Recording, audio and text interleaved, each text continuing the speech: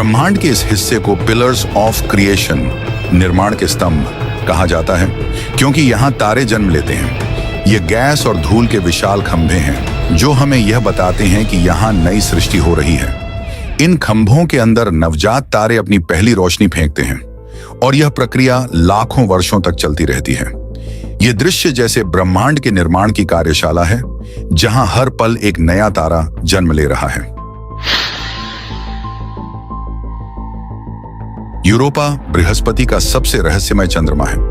इसकी बर्फीली सतह के नीचे एक विशाल महासागर छिपा हुआ है।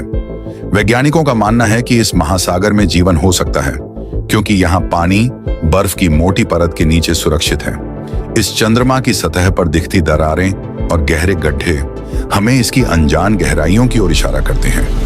कौन जानता है कि इस जमी हुई दुनिया के नीचे क्या अद्भुत रहस्य छिपे हैं। व्हील नेबुला एक सुपरनोवा के बाद बचा हुआ अवशेष है, जो एक बार एक चमकदार तारा था। जब वह तारा अपने जीवन के अंत तक पहुंचा तो उसने एक विस्फोट किया और अब उसकी बची हुई गैस और धूल ब्रह्मांड में रंगीन तंतु की तरह फैली हुई है। यह नेबुला अतीत के उस महान तारे की स्मृति है जिसने एक बार आसमान को जगमगाया था और अब अपने अंत की सुंदरता में शांति से फैल रहा है। हेलिक्स नेबुला को भगवान की आंख कहा जाता है, क्योंकि इसका आकार किसी आंख की तरह दिखता है। यह एक मरते हुए तारे का अवशेष है जो अपने अंतिम समय में अपनी बाहरी परतों को छोड़ देता है।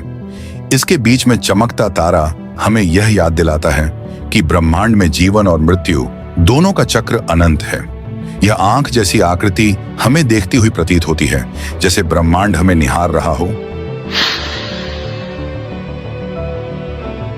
ओलंपस मॉन्स मंगल ग्रह पर स्थित है और यह हमारे सौर मंडल का सबसे ऊंचा ज्वालामुखी है। इसकी ऊंचाई 22 किलोमीटर से भी अधिक है, जो इसे पृथ्वी के किसी भी पर्वत से कई गुना ऊंचा बनाता है। यह एक साइलेंट गार्डियन की तरह है, जिसने मंगल ग्रह के सतह पर करोड़ों वर्षों से खड़ा होकर सभी परिवर्तनों को देखा है।